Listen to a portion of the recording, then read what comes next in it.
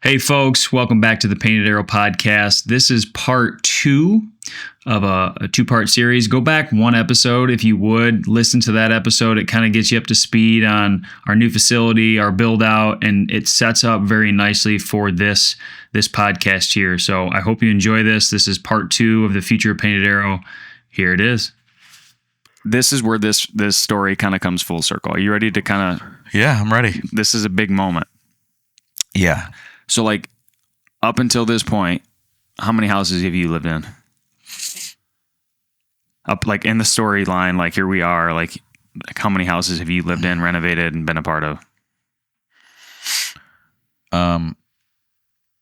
This is my third house I've lived in. I've owned 4. One other one was a flip that we just owned to flip. So, the first one was like it wasn't a flipper, but like you completely renovated it. Correct. It was like a decent house in a neighborhood. People had lived there for 30 years. It was outdated. We updated everything, and then right during COVID, strategically put it up for sale. To see if we could bump it, and we did. We bumped it. Made a bunch of money. You bumped it and thumped it. Yeah. And then you lived in a double wide trailer. Yeah. And that was a strategic move. Yeah. To put your family in a position. Like, my point in this is just to try and lay out, like... Well, very quickly, the way that works is like, hey, sold the house, not sure where we're going to go. Got word that my parents' neighbor at one point was interested in selling. They own 11 acres and a manufactured home that sits in that 11 acres that touches my parents' 22 acres. So it was like, knock, knock, knock. Hey, do you want to sell your house? I've got nowhere to go. And sit down at the kitchen table and agree on a number. So yes, we sold our first house, moved into the second house that happened to be touching my parents' house, spent a significant amount of time very quickly renovating that house to get it livable before first baby came. And you were thinking about building there. You were thinking about a lot of things. Yeah. But like, for the sake of time, correct me if I'm wrong, this was all leading up to a point where you're putting your family, you're putting your finances, you're putting your whole life at a pinnacle where you could basically do the dream home thing. That's exactly right. Like the second home was a massive step backwards from what we lived in initially.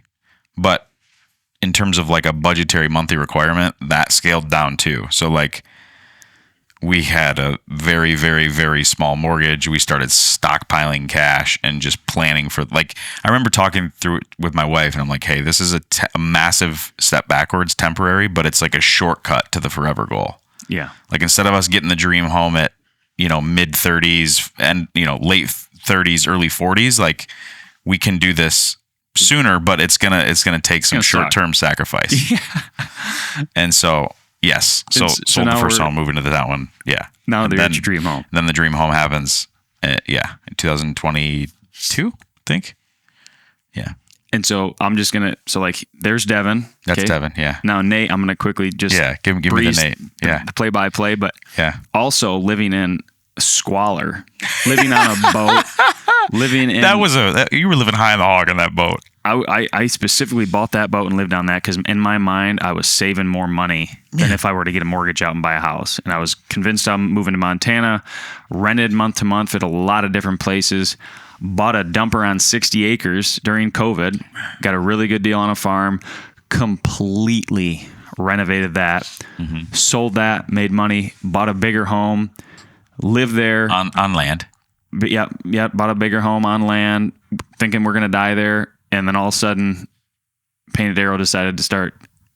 You kind of breezed through that. Bought a boat, flipped it, did really well. Yeah. Used that cash to buy a really crappy farm, flipped it, did really well. Yep. You had shortcutted to the forever goal as well. Like in 3, kind of like me, we're at hey, we're in the forever home. Like, we made it, we did it great. We've always been really good at seeing opportunities, being able to actually have the skill set to tangibly get a miter saw execute on it. Yeah. Get the trim looking good, get the wiring right, put in lights here. Like, we have always been very good at seeing potential in properties. Yeah. Yeah. Always. Yep. We always, and you and I, we took completely different paths, but we ended at the same kind of like Point. spot. Yeah. And at the same exact time almost. Yeah. Doing it in lockstep. Like crazy. If you really knew all the detail, like Dev and I have been actually with binder twine, like tied, like, you know, those 3-legged races. Yeah. Like my left and your right, we're like sutured together. That's right. In a as it pertains to homes and real estate and land and a burlap sack. Like, it's crazy. Yeah. So here we are. We're both living in what we think is our forever homes, and then you decide we buy this facility, and it's like, oh, actually, we're gonna move. And that's kind of what the last podcast laid out. I was like, hey, I'm home. I'm back now. I'm moved again. Yeah. So this building, we've always talked about, hey, what are we gonna do with this new road frontage?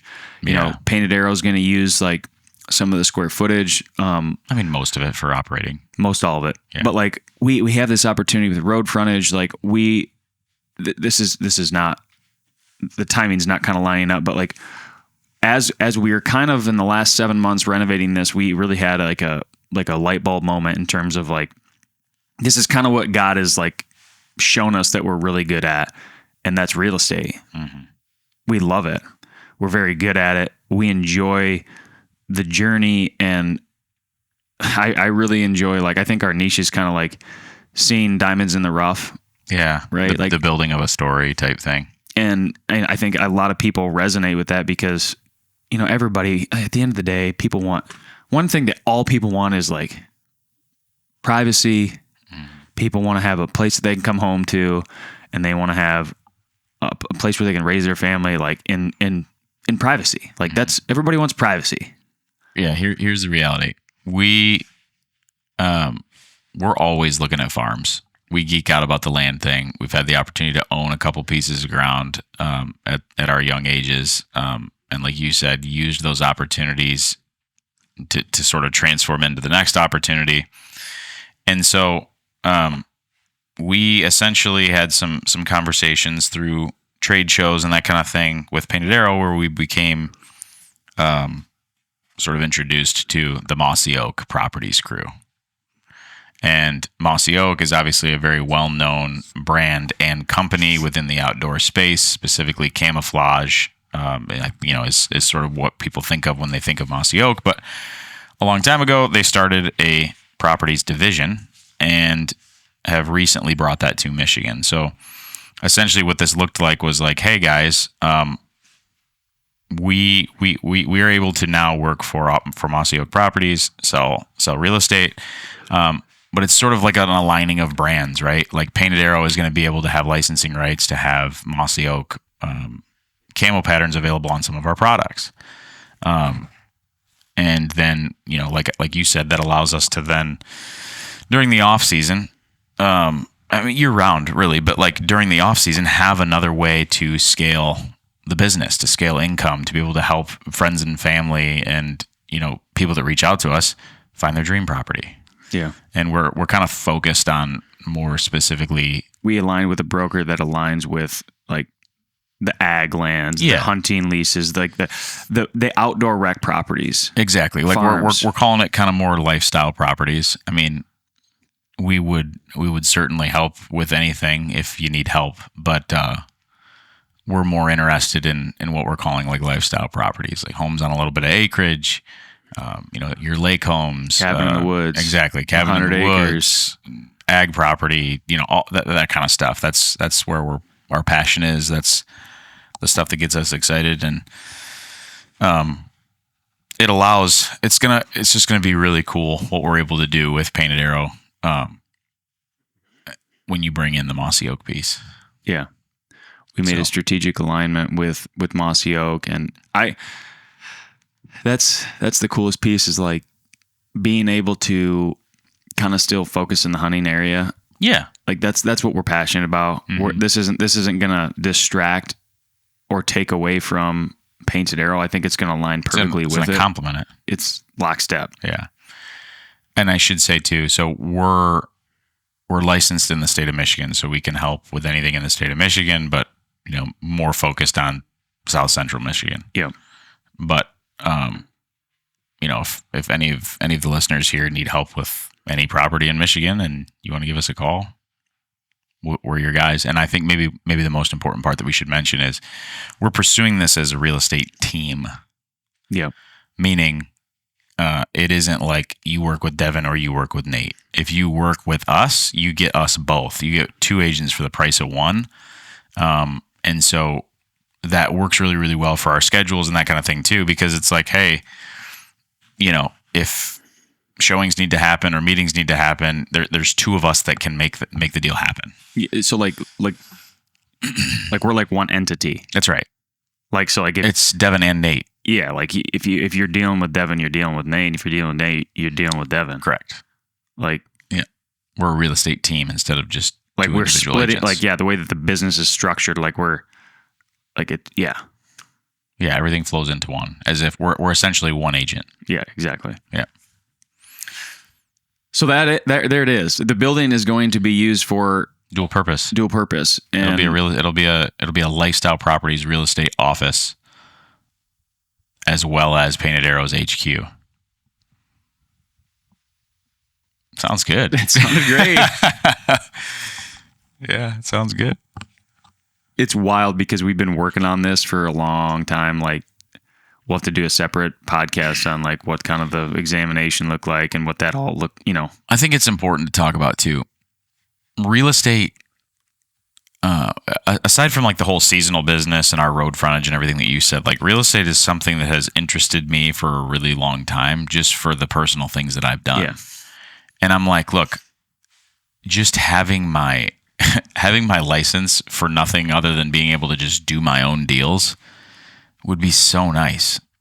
And so I had sort of considered getting my license just for the purpose of having it, just to help friends and family and broker my own deals.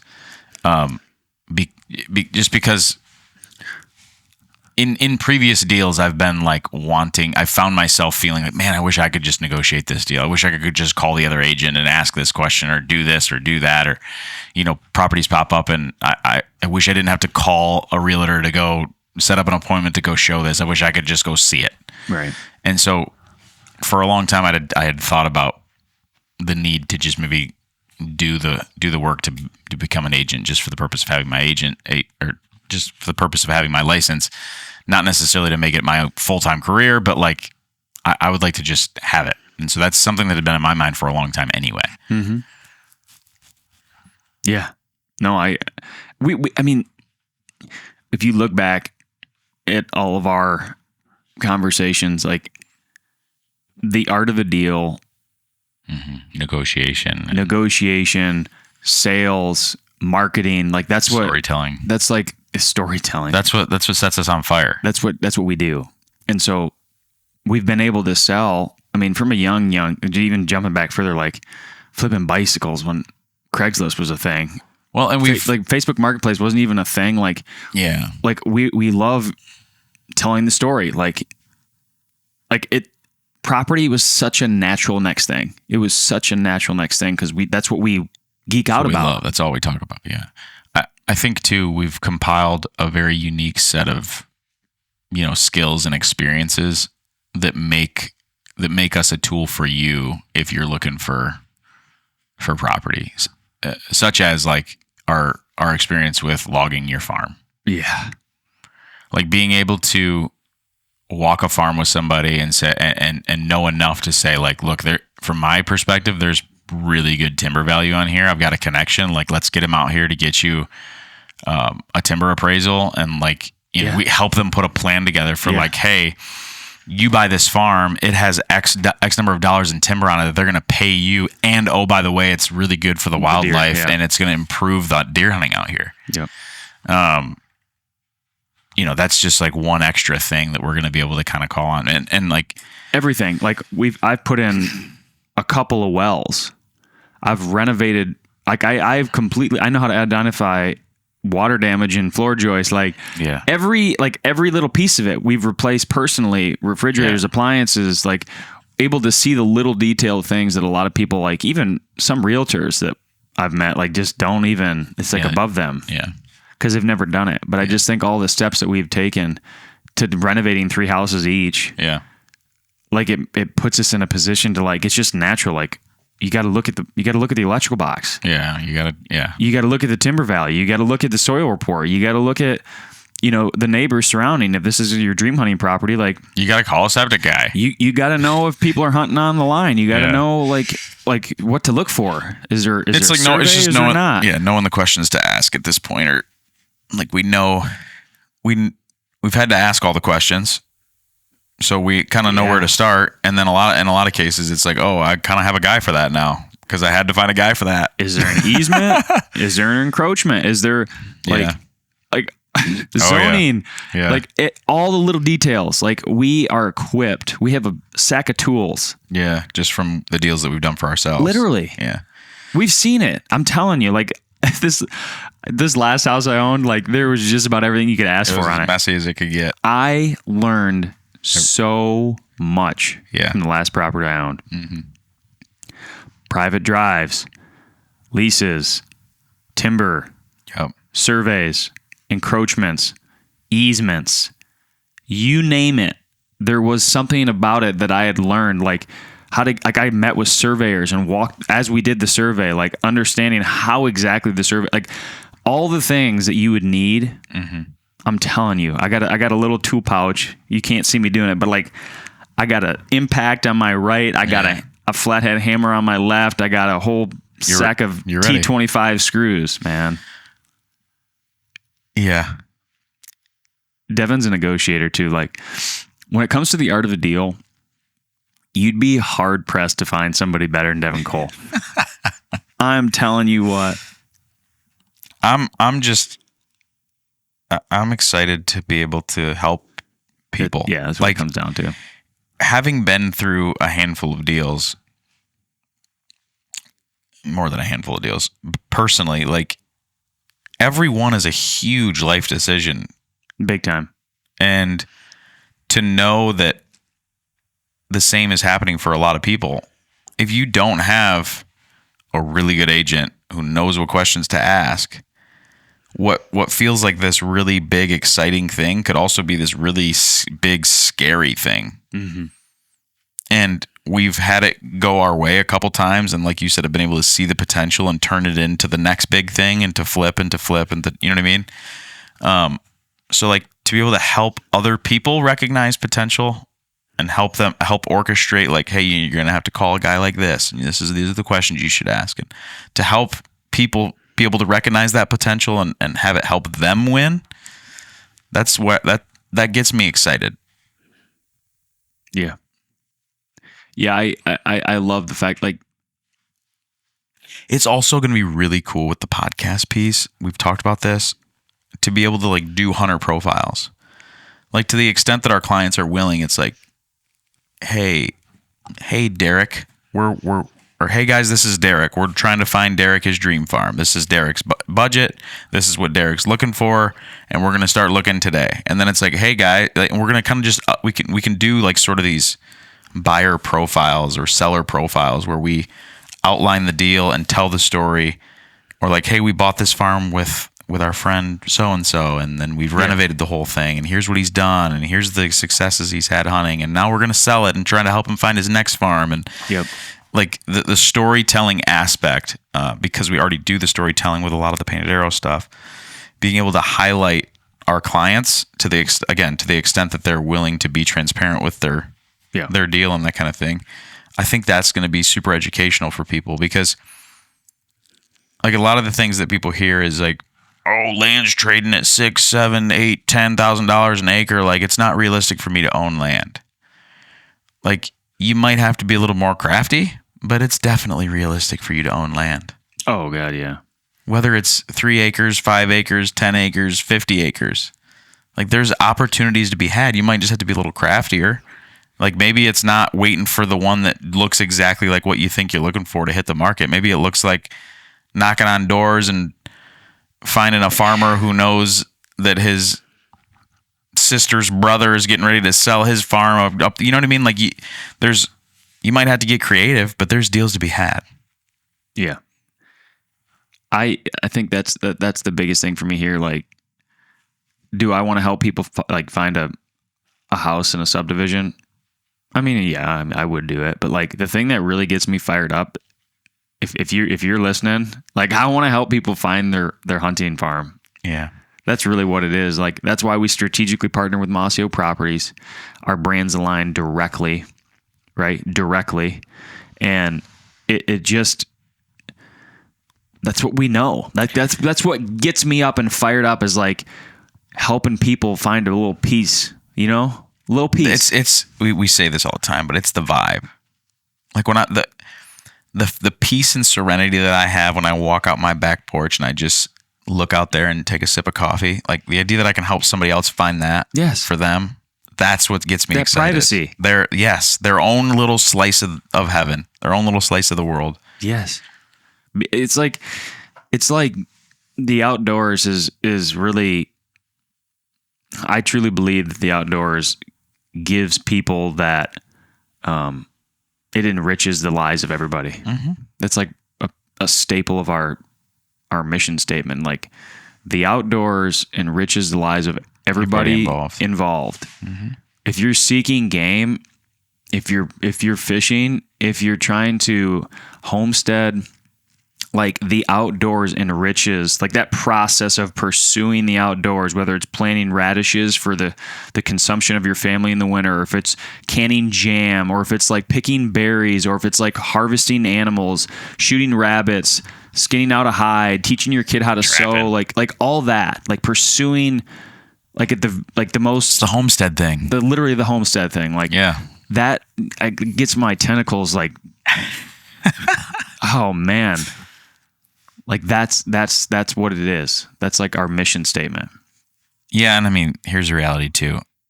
There's a lot of agents out there that give, I shouldn't say a lot, but there are agents out there that give agents, like real estate agents, this bad slimy rep. Like, I don't know how to put this without, like, you've met a lot of good ones, you've met a lot of bad ones. Yeah, but like here's the reality. Like, we're not doing this because like, hey, I really need your deal. Like, we're running an archery company, and that is, like, that's going well. Yeah. We're doing this to complement that and to be able to help people who we've met that want help because we've had some experiences that we think we can call on to help those people.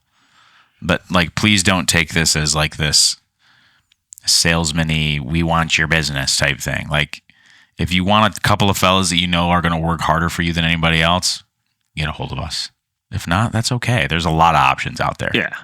That's the best way to put it. Yeah, I completely agree. Like we're not desperate. Like I'm not. Yeah, that's kind of what I was trying to say. Like we're not too good for any deal. We want to help you if you want help, but I'm not sitting here begging you for your business is what I'm trying to say. Yeah, I mean, like I said, I think we'll get into this, but like becoming an agent, it wasn't just like, hey, you know, it was like an investment in time and energy and effort. So like, we really wanted to like be able to complement Painted Arrow with something that we truly love and aligns with the brand. That's right. Yeah. Something that didn't necessarily feel like work. Well, and like you said, like, is it going to set my skin on fire to go show a bunch of homes in a subdivision? Not really. But helping people find their little dream, their little slice of heaven, their little dream farm, the little farmhouse on 5 acres. That's our niche. I'll jump out of bed for that every day. That's our niche. Yeah. That's what we do. That's what we want to do. So there it is. I mean, like this building, it all came kind of to a pinnacle. Mm-hmm. Like this was the building that kind of like set us up for the next stage. Like it really, it was like the tip of a sword. Yeah. The tip of a broadhead. There you go. You know, like I'm going to stand up for a second because I have better thoughts when I stand up. But that building. Yeah. Made us realtors. It kind of did, yeah. It made us land agents. We're land in a lot of ways certified. In a lot of ways, the real estate thing happened the same way Painted Arrow happened. It's something that we had talked about till we were blue in the face. Like someday we might do that because hell, dude, we're looking at enough farms. It might just make sense to have our real estate license. Like someday we might do that. And then it was like, hey, what if we just quit talking about it and we just did it? Let's be about it. Let's just do it. Like what if we just try it? Like, that's exactly what happened with the Mag Pro.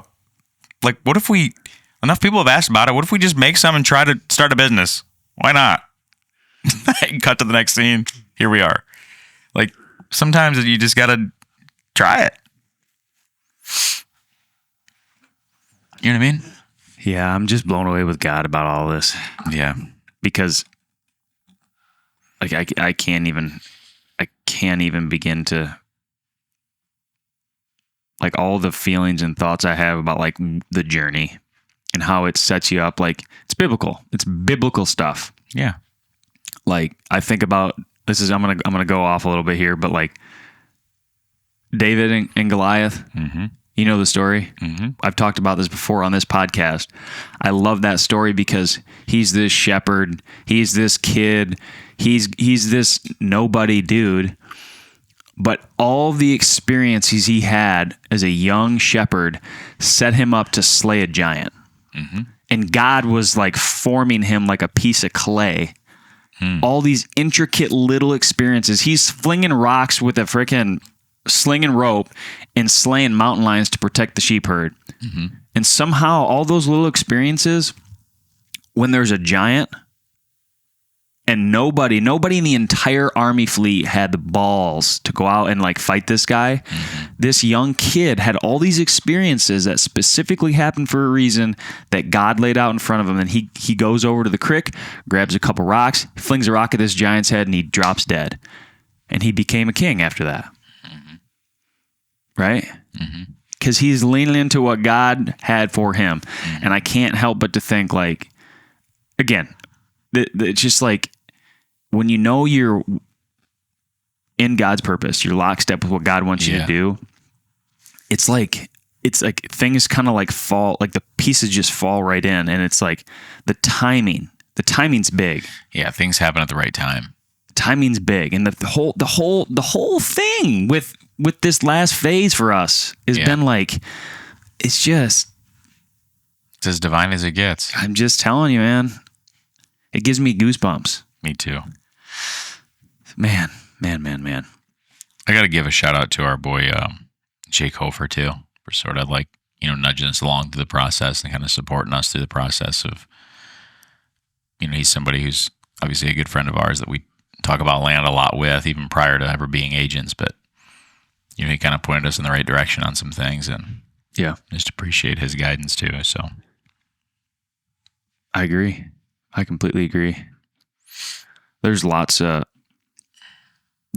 us to kind of still unpack, and it's like, we still got a lot to do, but kind of to tie this one off, this building will actually be moving. Like grab a box in your left, grab a box in your right, and like, here we go. It's kind of beautiful. Michigan opening day is October 1. That's sort of like opening day for the new building. I hope not. You get my point though. Like we're wrapping everything up here in the month of September, and like October's gonna be here, and it's like, boom, we're fully operating out of the new building. Hopefully, sooner than that. But you get my point. Like nobody in their right mind who owns a hunting company tries to move on October 1st. Let's move in the peak of our season. Yeah, I completely agree with you. It's a horrible idea, but here we are. Let's talk about that one on the next one, because we'll know a little bit more in a week. In a perfect world, we would have been able to move in like July. Oh yeah. Well, like, no, what I mean? Like February, really. Well, no, yeah, no shit. We wouldn't have been able to afford it if that was the case. But my point is, like, in a perfect world, renovation would have wrapped up and we'd have been operating in there in the month of July. August would have kicked in, like, okay, here we go, off to the races. Yeah. No, we're right in the thick of the busiest months we're going to have. We're going to pick up everything we own and we're going to move it. Yeah. So all the inventory, nothing's going to get lost. Everything's going to... We're going to build new processes, new places. New assembly lines, all new, brand new racking, move every piece of inventory, and nothing's going to get lost. Ready, set, go. October 1. No one's doing anything. And let's go deer hunting. Yeah. You know what I mean? Like, we got plenty of time to go deer hunting. Nobody's hunting this year. Nobody's hunting this year. Between babies and new facilities, nobody's going deer hunting this year. Oh, God, help me. Nobody but Trav. Trav's got it so good. Trav's got it greater than great. Oh, help us, Lord. All right, well, I'm just going to say, as my closing thought,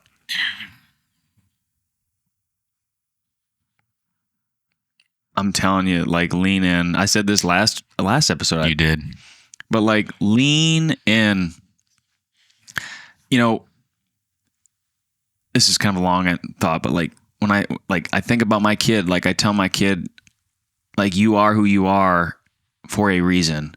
And for the longest time, like, it's hard to grow in through the high school stages and, like, learn that some of your quirks and some of the things that maybe you in your mind think maybe I shouldn't share that with people. I shouldn't share the nitty gritty, but, like, the people who can understand to learn, like, those things about you are some of your biggest assets. And, like, you can use those to your advantage. Like, man, I wish I would have known some of those things a little earlier in my life. Like, just being transparent and, like, being who you are, like, that is, like, that's for a reason. And those are to better you in your life, in your day to day, in your walk, in your mission. Right. And so, like, I don't know, in the last handful of years, it's just, like, been real clear to me, like, just lean into who you are, and, like, the rest kind of, like, just takes care of itself. Is that crazy? No, I love it. That's my thought. That's a beautiful closing thought. You got one?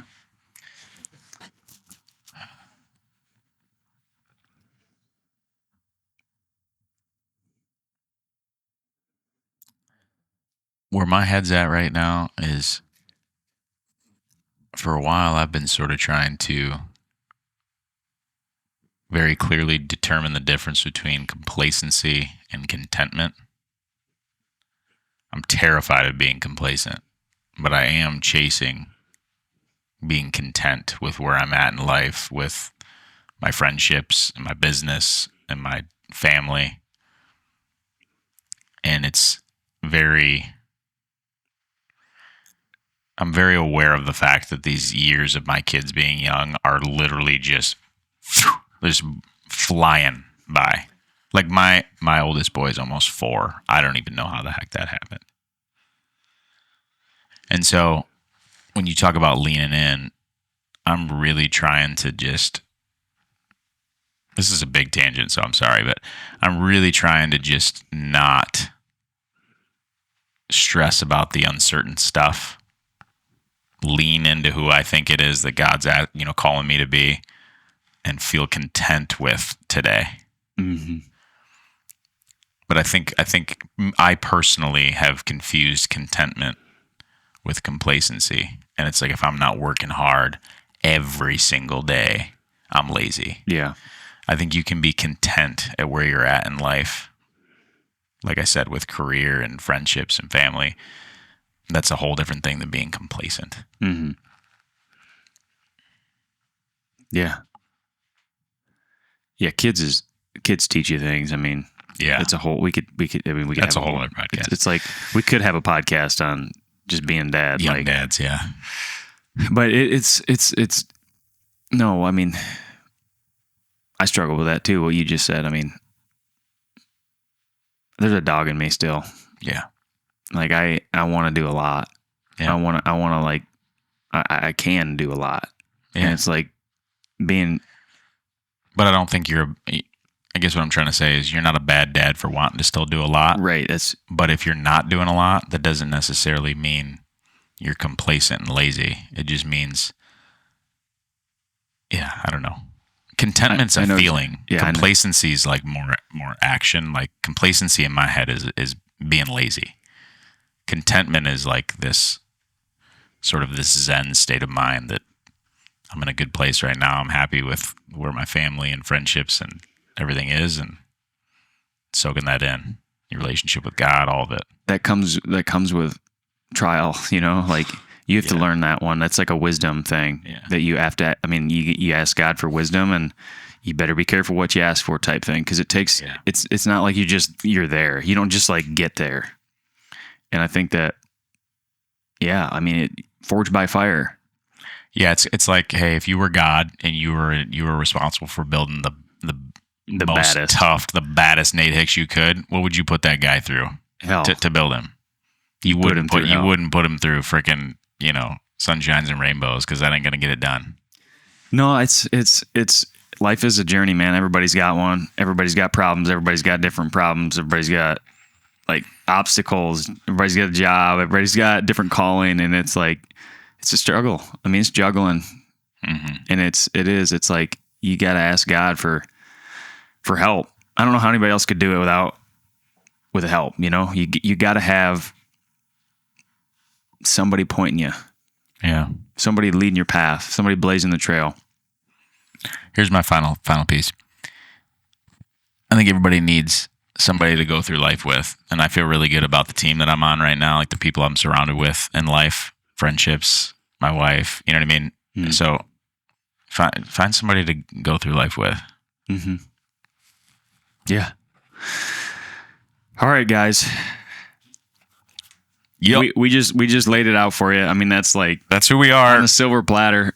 We laid it out. We're super, super excited for the next phase. We're just going to share in the following episodes, like what we're doing. I mean, that's what we can provide to you of any substance, is like, these are the things as business owners, as fathers, as husbands, and like that's what we can share. That's what we can provide. So in the following weeks, as we move facilities, as we get into the hunting season, we try and get some reps in. As we're shooting our bows, we're going to be laying out the moment series. We got new products we're launching that we just launched. Yeah. One other thing just popped into my head. In the coming weeks, there'll probably be an added like Painted Arrow Properties tab or something to the website if you're interested in more contact specific stuff for real estate. If you want to run around and look at hunting properties with us, give us a call. Yeah. But we'll have to like make that information available somehow. Yeah, well, we need to do some more to kind of prep that. Keep your eyes peeled for that. But if you're interested in anything real estate wise ahead of that, just reach out to us. Yeah. Okay, guys. Appreciate it. We'll catch you on the next episode, and God bless you. See ya. See ya.